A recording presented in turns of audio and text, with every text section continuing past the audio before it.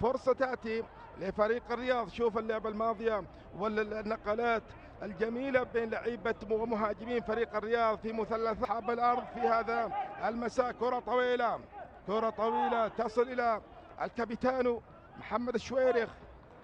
في بعض الكرات المقطوعة كرة تأتي الآن على اليمين، محاولة سريعة لفريق هجر لكن تبعد من الدفاع. محمد الشويرخ خلصها الأمام، انطلاقة نحو الوصافة، وبينما أيضا في بعد ذلك لفريق هجر اللي أيضا يبحث عن انطلاقة والخروج من هذا.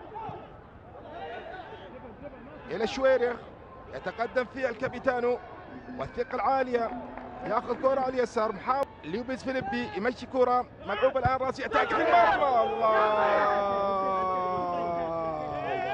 الله عليك يا محمد يا شويرخ، الله عليها من راسية الليدر والكابيتان ارتقى، كانت رايحة زاوية بعيدة عن حارس المرمى. كرة جميلة وخطيرة لفريق الرياض مرت مرور الكرام، وشوف الحسرة على ضياعها. وصلت محمد الشويرخ يمشيها لفهد، ركنيتين للرياض، تسديدتين لفريق هجر مقابل تسديدة واحدة، واستحواذ ما زال يسيطر عليه فريق الرياض، لكن لفريق هجر، فريق هجر هذه راسية تأتي وإبعاد من الشويرخ. عادت الآن مرة أخرى وهجر ما زالت الوسط الآن تتفوق، الرياض يتفوق يتقدم. هل من ردة فعل فريق هجر؟ لكن هذه مرتدة تأتي الآن، أدرية المساندة يعرضها على اليسار وتأتي الآن مرتدة وإبعاد من خالد شوية، إبعاد من الدفاع. نشاهدها لفريق الرياض، كرة أمامية تخلى عن الدفاع وعن مناطق الشراء، تنفذ الآن على القائم الأول، إبعاد من الدفاع. وصلت على اليمين أحمد كرنشي في بين لعيبة فريق الرياض. الشويرخ يلعب إلى الشوية، يلعب فيه في الشوط الأول.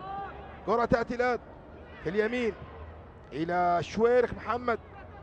دوري لو دوري الدرجة الأولى يعني عندما تخسر. صار محاولة من جيان مارك، كرة مقطوعة، وصل المناطق على نيكولا وجيموفيتش، لكن الشوط الثاني تغيرت الأمور، أصبحنا نشاهد هجوم مستمر، انطلاقة وفرصة قادمة وكرة واعدة، لكن المدافع محمد الشويرخ الكابيتانو على الافتكاك الجميل وإبعاد الكرة الماضية من أمام مهاجم فريق هجر. محمد الشويرخ يلعب كرة إلى نيكولا والكرة طولية لكن تصل حارس المرمى. خطأ ينفذ الآن، إبعاد بالراس من الدفاع بشكل ممتاز.